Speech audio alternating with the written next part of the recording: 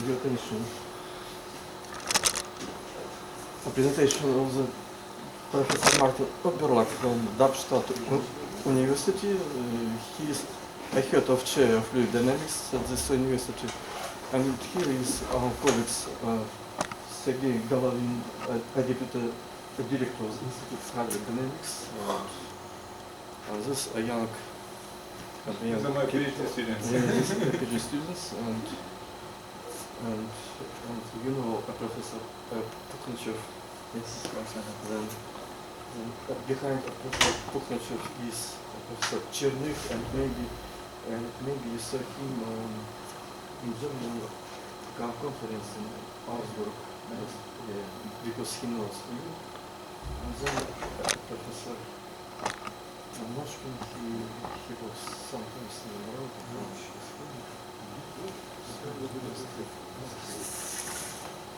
Okay, Vladimir, thanks a lot. Yeah, I'm very proud and very happy to be here. You may know Vladimir came to Darmstadt quite frequently, actually almost every year in the last 10 years he visited Darmstadt. I've never been here now. I'm very happy to see this place here. It's a wonderful place in the middle of the forest. I think it's a very inspiring place to do science. So I will today talk a little bit about our research on helical flows. In particular, I will talk on conservation laws, what we found there, and I will talk a little bit about the one of the ideas that came to us some years ago, why that is interesting to look at helical flows. The work is mainly done here together with my PhD student Olga Kelvin. She's in fact from Kazakhstan, and Alexei Tsevyakov, currently he's from Russia, but now he is a professor in Canada, at the University of Saskatchewan. Let me first just talk a little bit about the appearance of the helical flows and motivation. Then I give you the mathematical formulation, how we describe helical flows, a fundamental equation, and then I will tell you very briefly about what the authors, that is essentially George Blumen, what they call, and Stephen Anko call the direct method to derive conservation laws. And then I will give you the main bulk of the result is the conservation laws of helical flows, of plane, in fact also axisotrophic flows, which are special cases of helical flows. Well, first of all, the appearance of helical flows is rather frequent. I mean, there was an increased interest of vortex breakdown in the 70s and the 80s, and they saw various modes of vortex breakdown. One of the pictures that were later done on that is this one here. Similar thing here. That is an experiment that was done at Onena, and of course now worldwide people looking at wind turbines. Of course, you have the trailing edge vortex here, and that if you have the velocity coming from the front, of course, you have some kind of helical flow in the wake. In turbulence theory, now I'm getting to some equations here.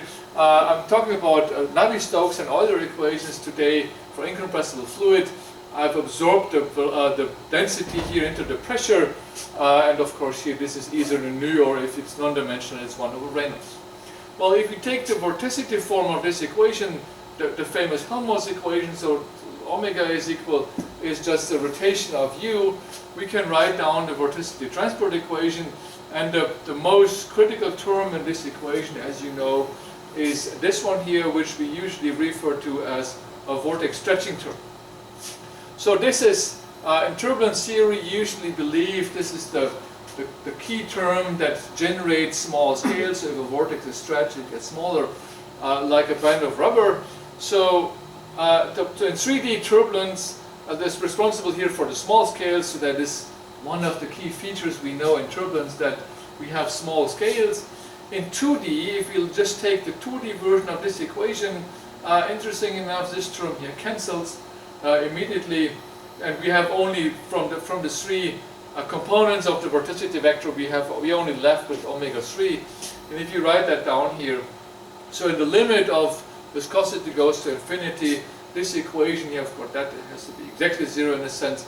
We have an infinite set of conservation laws, and one of which is known as the famous entropy conservation, and that is usually associated with the generation of large scale. So if you do, say, simulation of 2D flows, usually you don't generate small scales, but you generate large scales. So if you do the calculation, you get bigger and bigger vortices into it.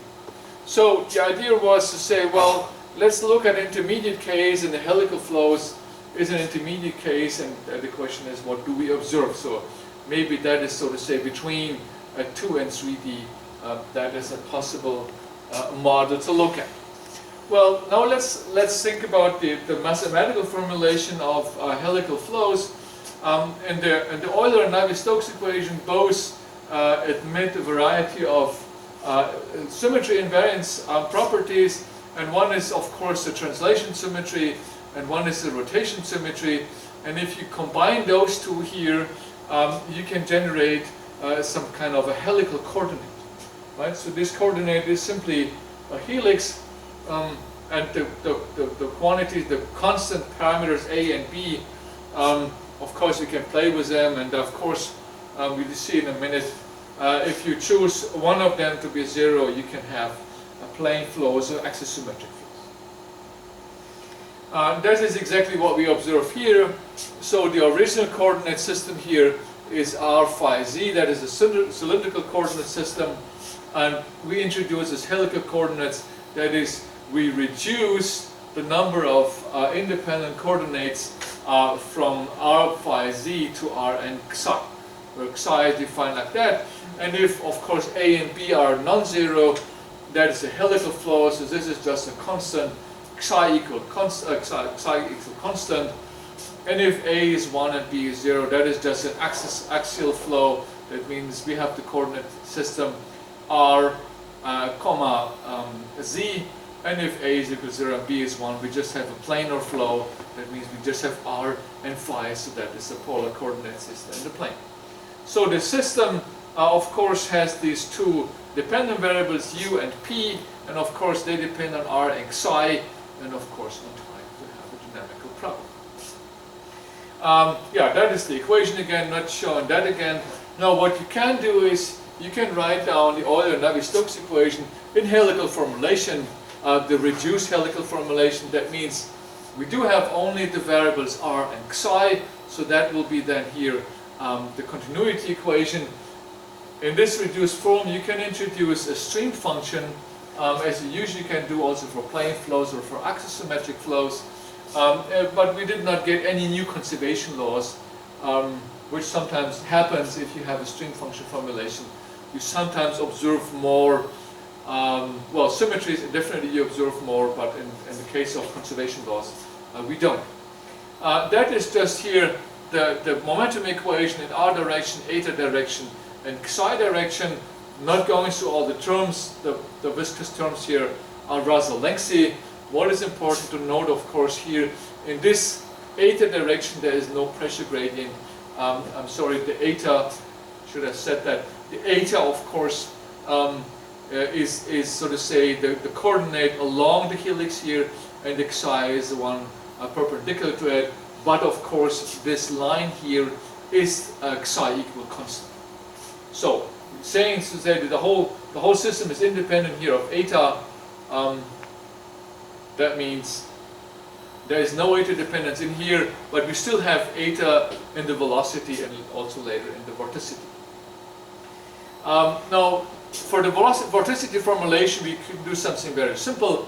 Well, we can rewrite the usual rotation vector here into this form, so that means we have to introduce the basis vectors here, ER, E eta, and E psi. That is what we saw earlier. And then in the reduced system here, in the helical symmetry formulation, we get these vorticities here, and it is important to observe that if, say, the U eta, if the U eta is equal to 0, that means there is no vorticity in the r direction, no vorticity in the psi direction, and that means we have essentially only an equation for the omega eta. I come back to that later. Yeah, that is just again here the vorticity transport equation in its generic form. So this is important because we later also look at reduced cases, say where U eta is equal to 0, and we will later see in this case we do have an extended set of conservation laws.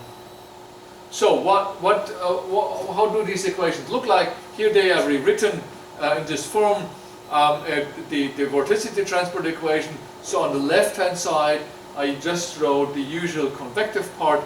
On the right hand side we have the vortex stretching term, and of course the viscosity term I omitted because of its enormous length. So simply in the different coordinates again, omega r, omega eta, omega xi, we do have vortex stretching. Now let's look at the equation. I mentioned that before. If the U eta is equal to 0, then we have omega r and omega xi is equal to 0. That means, look at the first equation, there is the U eta is 0, but from it follows omega r and xi, so that means these two terms cancel out. There's no vortex stretching in this term. Here is omega eta and the derivative, so there's no vortex stretching in that term if U eta is 0, and the same thing here, omega r, omega xi is 0.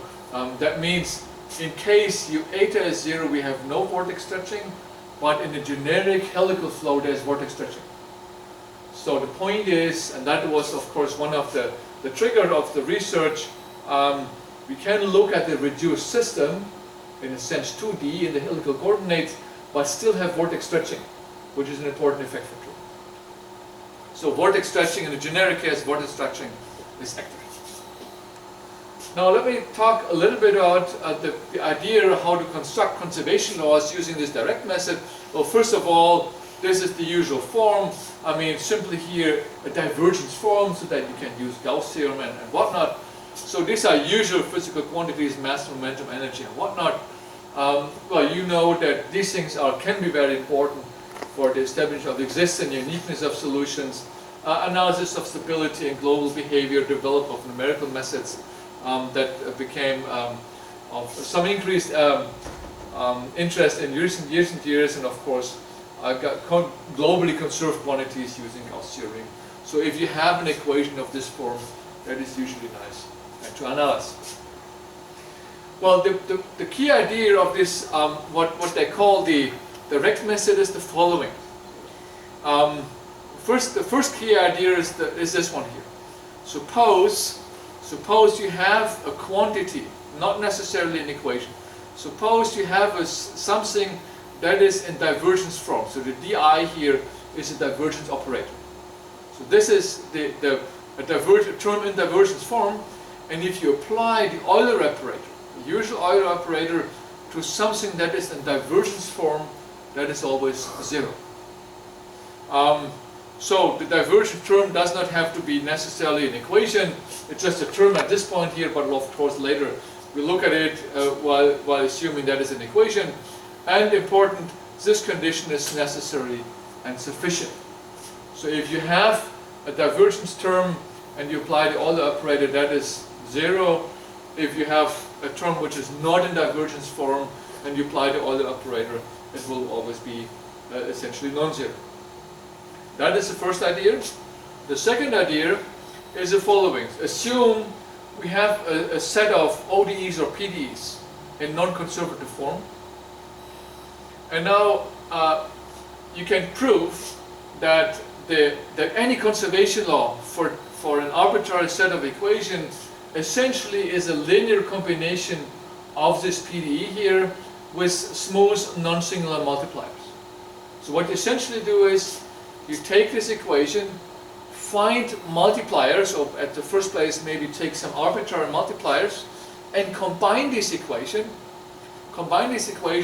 as such that at the very end you get to a divergence form. So the key idea here is you need to find a multiplier, multiply to any of these equations to get it into this form.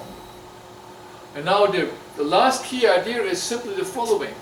Remember that applying the Euler operator to a divergence form is always 0. One simply does the following. Apply the Euler operator on both sides here, on this term and on this term, of course, because this is divergence form, this is 0, and on the right hand side, that gives us determinant equations to find the multipliers such that this quantity here, or this term, or this equation is a conserved quantity. That is the key idea. So you simply apply the Euler operator, and you keep that essentially arbitrary. This lambda here can, in principle, depend on almost anything you like. Usually, what we do is we take all independent variables and dependent variables up to a certain order of derivative. In principle, you can use also integrals. That probably makes life a little bit difficult, but it is possible in principle. So that means the point is, in fact, you can show that, as I said before, that any conserved quantity comes from that. The question is, so the only limitation you have is, at a priori, you have to specify the order of the multiplier, meaning what is the highest derivative order you choose. And that, of course, at some point poses a limit computationally. I come back to that in a minute. Well, once you have the multipliers, you can compute the fluxes here. This direct construction method that here was published in a couple of papers, but also is in the book here of George Blumen and Alexei Cheryakov and Stephen Anko. The actual calculation, so to say, the actual working on this equation can be extremely tedious. It's easily that you come up with several thousand equations you have to solve analytically. 1,000 equations determine here the lambda. So for that we use this Maple package that was developed here by Alexei Cheryakov. It's called GEM. And he essentially implemented this direct construction method to this package. In helical coordinates, a conserved equation looks essentially like this in here. So this one here we call the conserved density. These are the fluxes here, the phi r and the phi xi are the fluxes. If we have a material conservation law, the thing looks much easier. That means we have the conserved density here, and that is the fluxes are essentially velocity time the conserved density, and the same thing here. So that is a special form of conservation law and fluid mechanics material type of conservation laws. What we can show once we have found, so to say, a material conservation law, we always find something more general that contains free function. We see that in a minute. That refers to relabeled symmetry. Later I will only show the conserved densities. The fluxes will be sometimes very long. We both worked on Euler equation and on Navier-Stokes equation. First I will give all the results for the Euler equation, and those results which also hold for Navier-Stokes, which are considerably less. I have a little star here. That means these results also hold for Navier-Stokes equation. Excuse me? What is B? What is B in the last term? B? B capital in the last Oh, term. the B, I'm sorry. That's a symmetric factor. I think, I'm not sure whether I given that here. No, maybe not. So does it depend on variables? Yeah, it depends only on the... I'm not 100% sure actually. It's just a guess. Something of that sort. So it's just a metric factor. So it only depends on the R. It's not a function of the of xi, and it's not a function particularly on the dependent variables. Okay, so let's look at the different results we have. First we do the very generic case, completely helical. We look at primitive variables and the vorticity formulation, and then, as I mentioned earlier, we look at a reduced case here. That means there is no velocity along this helix here. That means also certain vorticity variables are vanishing. And then we look at the two possible limiting cases. I mentioned that earlier. That is the plane case here. I actually write that then in x, y, and z coordinate. And of course, we can look at the axisymmetric case, because in both cases, the whole set of conserved quantity is in fact increased. So let's first look at the helical form. Of course, mass conservation is there. We do have momentum conservation, but this is UZ, that means momentum conservation in the Z direction. We have, of course, Euler here, kinetic energy. I'm sorry, this one also holds true here for Navier-Stokes again.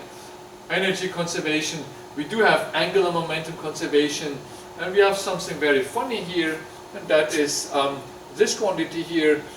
We named it here generalized momentum. You will see in a minute why this is the case. In fact, this is a material conservation law. So this one here reduces to the linear momentum, the regular momentum for planes flows. So if you have A equal 0 and B equal 1, and it changes to angular momentum for axisymmetric flow. So A equal 1, B equal 0. It means it's, so to say, a mixture of angular momentum and momentum. So a very strange quantity, in a sense, which you, in fact, we were not sure at the very first place. You only see what it actually means if we look at the two limiting cases. And this, as I said earlier, is a material conserved quantity. In fact, it also holds for the Navier-Stokes equation, but then the f is not a free function anymore, but it's so to say a linear function. So in fact, this is even a quantity that is conserved in case of Navier-Stokes. We have not seen that before, so we suppose this is new. Next step here is helicity. This is a known quantity here in fluid mechanics and theoretical fluid mechanics that goes back to Keith Moffat. I think even earlier a French fellow found that. So it's just the dot product here of the velocity and the vorticity. That of course is conserved. Interesting enough, we find something what we call generalized helicity. Essentially, little h is the usual helicity, and the capital H is again an arbitrary function of this odd quantity, which is a mixture of angular momentum and momentum.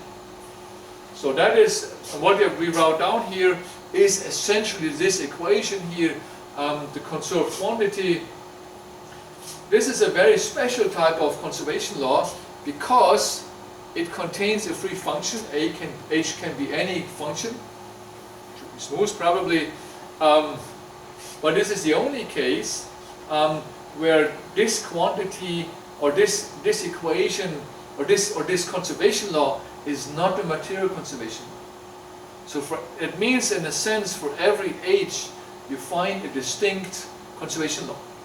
But the relabeling symmetry, the material conservation laws are conservation laws to assign something to a certain particle and it stays there. Here you can see that, for example, we have the gradient of the H. So that is a very distinct case here. That means we have a distinct dynamics here for every H. What else? So if you now look at, that is vorticity and primitive variables. We also looked at combination of those. We found in particular 3 vorticity conservation laws, which look very strange in fact. This quantity here, of course, you have this because it's essentially due to incompressibility. We have this Q of t here, that's a free function, but essentially it's a combination of 2 vorticities. And if you look at that, this is the omega phi. That means the omega that is, so to say, in the azimuthal direction divided over r. This one here is even more strange. You have very strange factors here.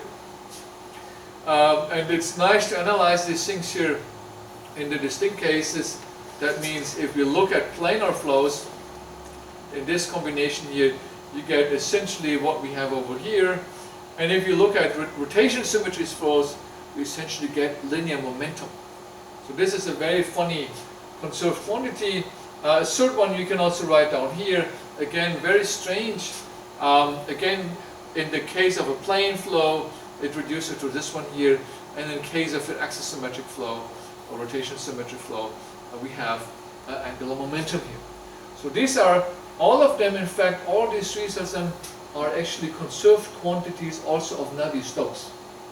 That's important to note, because these are usually much more rare compared to what we observe for Euler. One step further, if we now look at the 2-component case, that means here we have, again, this is u psi, u r, and we have the omega eta, but we do not have any u eta. It means there is a vorticity in this direction, but no velocity. That's a very common case, and in fact there is a famous proof from Edris Titi from Weizmann Institute. I think he published it in the 90s, and he showed for this particular case here, essentially proved that the Navier-Stokes equation, so to say, have solutions for large time if suppose you have smooth initial conditions. So essentially proof for this particular flow, so helical, this constraint, what the Millennium problem is to be proved at some point, hopefully, for full 3D Navier-Stokes. So this is what he proved, but of course this is a strong limitation here, as we will see in a minute. So what do we have? I mean, of course, conservation law of energy and mass carry over. These things are still there. Generalized momentum is there, helicity is there, but the generalized momentum, helicity, and generalized helicity vanish. They don't exist anymore. And that is, you can, for the helicity, you can see that, in fact, let me go back to helicity. Yeah, you can see that because for this particular limit, u eta equals 0, means this one is 0, this is 0, and u eta is 0. So there is no helicity, non-zero helicity for this particular flow. So these all completely vanish. Of course, we have conservation of momentum here. We have the conservation of vorticity, and we do have something that is well known for plane flows, and we see that in a minute. That is this quantity here. If you look at the plane flow, and I show that later, this essentially gives you the omega 3. That is the omega that comes out of the plane, and that is what I mentioned very early. That is, for the plane flows, has long been known that this vorticity is a conserved quantity, and the n again here is an arbitrary function, hopefully smooth. So there is an extension here of this classical result for plane flows here to helical flows. If we now go to the two-component plane flow here, that means we have simply a plane flow. The uz is 0. That is usually assumed that there is no velocity out of the plane, so everything moves in the plane. Yeah, energy, angular momentum, and mass carry over. There is no problem. Also for Navier-Stokes here, according to the stars. We do have a generalized momentum. That is also a classical result. There is nothing new here. This result here is new. This is a very strange conserved quantity here. You see that is simply the radius squared times the vorticity, and further there is a certain vorticity here. That is omega c times this one here. This is definitely a new conservation. Also this one here, which we call vorticity angular momentum, simply the x coordinate times omega z, or another one here, y omega z. This is also a new one found for two-component plane flows here, and that is what I mentioned earlier. That is the classical result for 2D flows here. And for example, if p is simply a squared function, then this is usually in fluid mechanics called the entropy, and that in 2D flow is conserved. But that is known for many decades, I guess. I'm not sure who published that result first. For the axisymmetric case here, again, two-component. That means we have no velocity in the azimuthal direction here. Again, of course, conservation of kinetic energy and mass carry over. We do have a generalized momentum here. That means we have the uz times the function of time. Time, not so important. We have here vorticity inverse in angular momentum. This is again this strange quantity we saw earlier. So omega phi over r. Again, we find something of this sort here, r times omega phi, rather similar to what we had in the plane case. And also for this one here, I've not seen that before. This one here, is this vorticity conservation law, which we also have in the plane and the helical case. The S here is an arbitrary function that I think has not been reported before. Well, just coming slowly to the end. We started essentially doing some numerical simulations. We'll just give you some very simple results because that only recently started. We're using a cold helix here. It is written here in psi omega formulation, essentially using a stream function and the vorticity vector omega eta. It is second order finite difference in the radial direction. It's spectral fluid decomposition in azimuthal direction in second order temporal scheme and time. That was developed essentially in France here by Ivo Dabin, Maurice Rossi, and Oliver Daubier here. Essentially they all somehow associated with CNRS. And they were very happy seeing that, because that code was developed in the last, say, 3 or 4 years or so, and then they were happy to see that we came out with these conservation laws, and they were also so nice to let us use this code.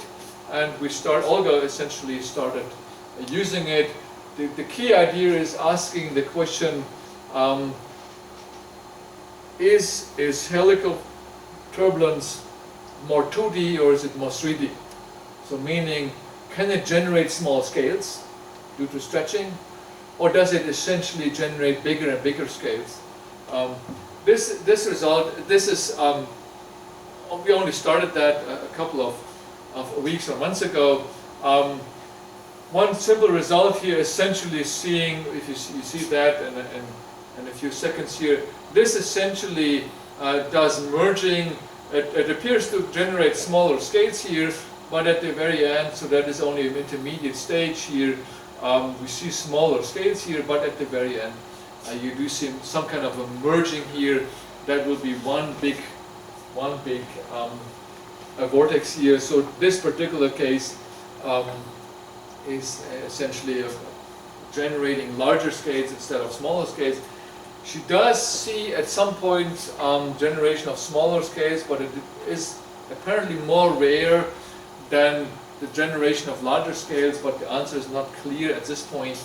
And well, we tried doing that numerically. An analytical answer is probably difficult. Maybe some of you have an answer. Well, just let me sum up here. We derived a complete set of conservation laws for helical plane and asymmetric inviscid and viscid flows using this direct method. When I say complete, I should say the type of multipliers we used to generate the conserved quantities were only up to second order derivative. This already generated several thousand equations which we have to solve analytically. If you, in the multipliers, add more dependencies on higher order derivatives, even with modern computers, it will become unmanageable, at least at present time. Maybe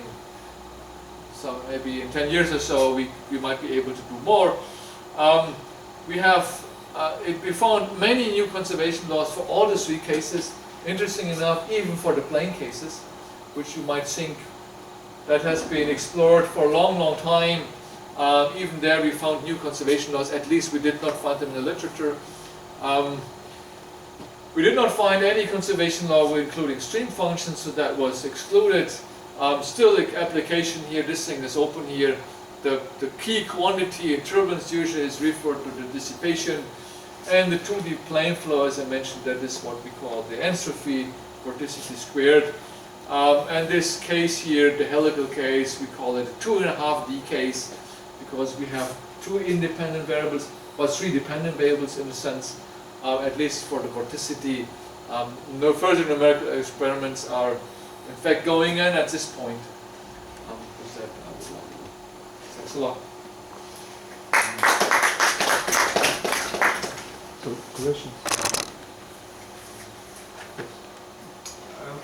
How your investigation is connected with the papers? I don't know how it is in our time, but about 15 years ago there was a topic like generation of large scale vortices in helical turbulent flows. Who did that? Huh? Do you know the name? For example, this Moiseev, Linovsky, this guy from Moscow, I think. A lot of papers. Украина. Харьков. No. Новский. Нет, Моисеев учился там, но потом он работал. Окей, да. No. It's a Moscow Institute of Space Research. Space Research, yeah. Say the name again. Moiseev. Тур. Семен Самойлович. I honestly, I was approached by various. Yeah.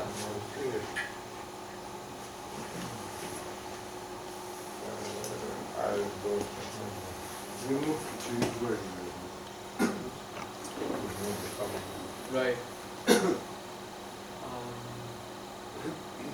Consider this equation, for example, for fluid dynamic like for average. Yeah. And due to this chemical turbulence, there are atoms like, for example, alpha, this scala, yeah? And this two, and plus usual turbulence.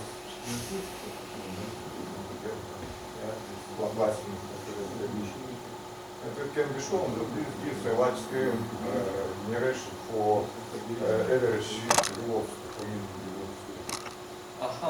But they introduced some kind of eddy viscosity concept. Yes, there is usual turbulent viscosity Right, addition, right. but there is this term. And this term for a large scale is larger because here is first derivative. And No, for that- this, it's necessary to have here some pseudo scala and this pseudo detector operator, yeah? I may have seen that, but I'm not sure actually. But we should look at that. That's a very good point actually. You know what? I'll make a photo of that. That's a good idea. So, net. There were more questions. I'm sorry. So about the arbitrary functions that you have in your conservation laws, so functions that stay under that functions, I mean, argument, are they Lagrangian invariants?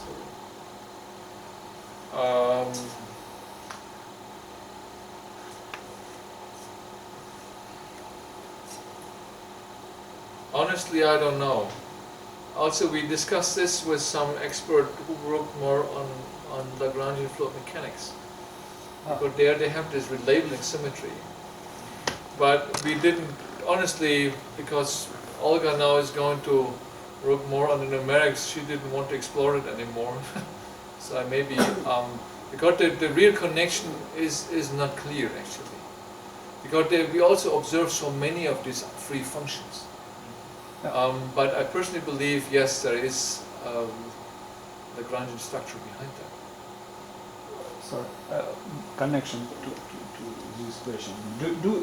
Did you use Hamiltonian structure of this equation? No, not at all. So I think for your question, these quantities are Casimir invariants, because Most like probably. vorticity, you should consider Poisson bracket and consider reduction, and then you will find that is Casimir invariants. that is most probably. Yeah. But that is but that is only for Euler. For Navier-Stokes we don't No, have any. of course no. For Navier-Stokes we don't have any free function, but still we have a couple of new conserved quantities. But I fully agree. That is probably the deeper thing is due to the Casimirs, which are known for plane. Questions? Maybe common. Just Ask a question. okay. It's common. One more. If you have time. Okay, I see. Highest order of your computation or density for conservation law. That was only up to the second order. I try to remember. only second order. You mean here for the multiplier? L equals to No, L equals which to, right? did you find? You have. Oh, you mean that? And sorry, and in process, I don't know how to say. You tried. Which kind of multipliers you use? Yeah, we tried. In fact, we tried up to the second order. Second order. Second order. Okay. But I think for the verticity, I'm not sure. For the verticity, maybe we only tried first order. Sorry? For the verticity, Ah. for looking at the verticity equation. In fact, it should be all written in this paper here, which came out very recently. Okay. We specified exactly which order we did. But that is essentially limited by computational power and time you have to work through all this many equations to solve them. So you have. Did you find a connection with arbitrary function of t and symmetry for well-known symmetry? No, we did not explore symmetry. We were actually originally thinking to find symmetry for this type of equations. Just conservation laws. No, we just looked at the beginning we did actually, but then Olga didn't want to do it anymore. She wants to finish her PhD. So in connection with his question, so there is a technique which allows you to generate new conservation laws from the set that you have using the symmetries, right?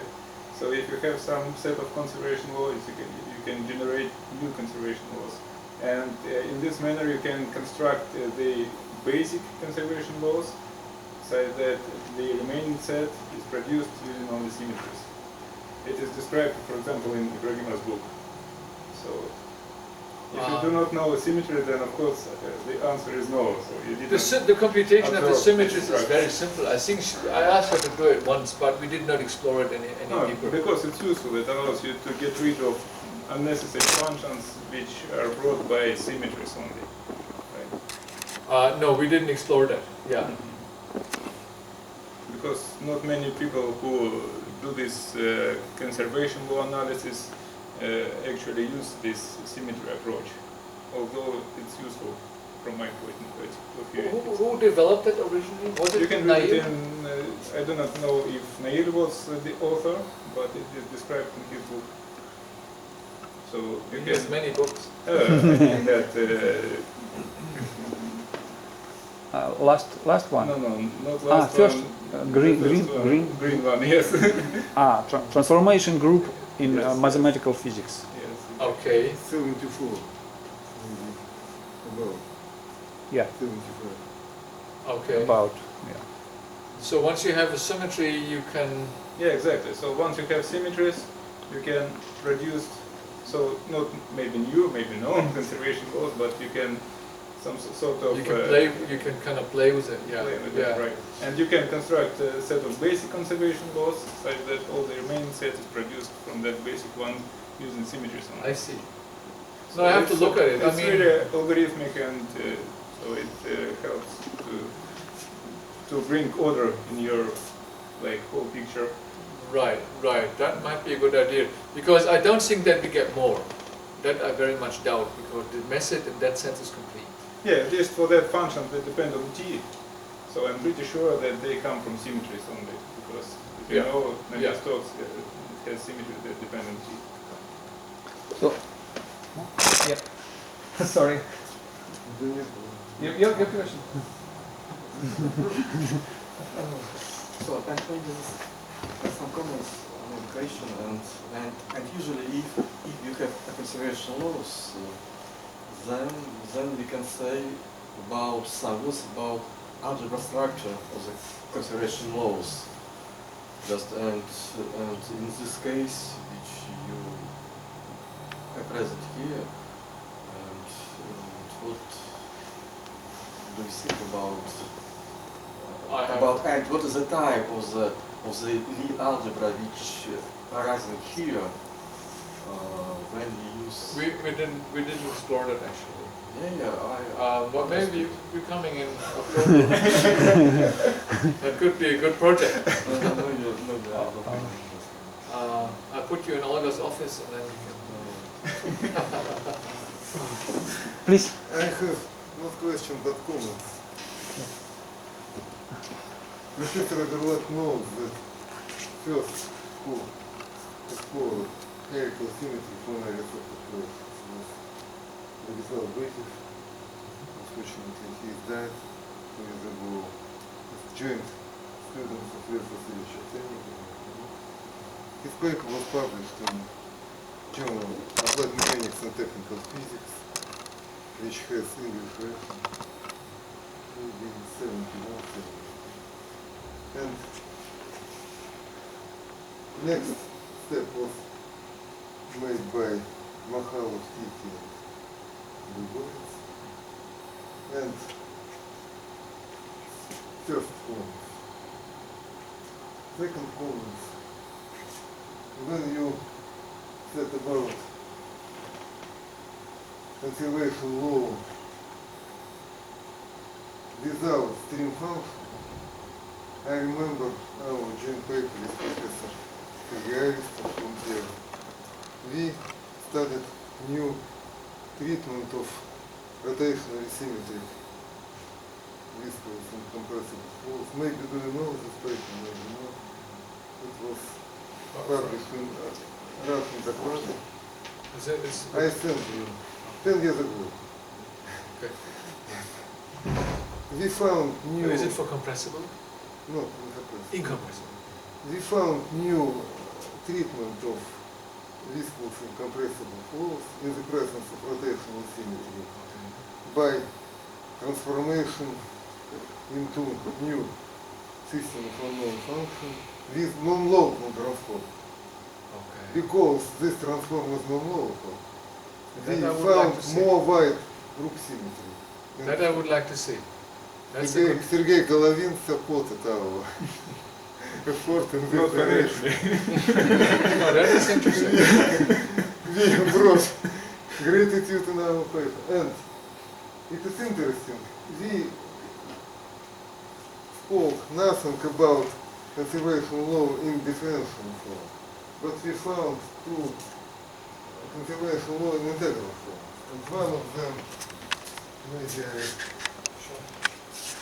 let us consider that liquid occupies full space.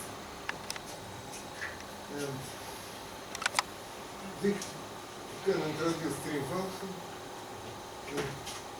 If velocity field has very decay infinity, in order to some integrals can be converged, we found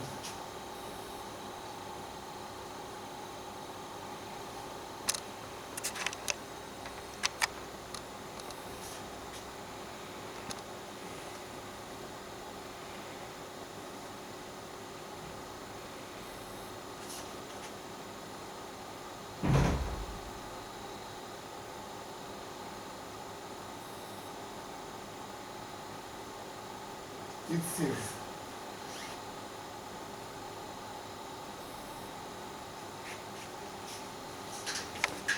it is strange, but nonetheless, stream functions enters explicitly in this integral conservation law.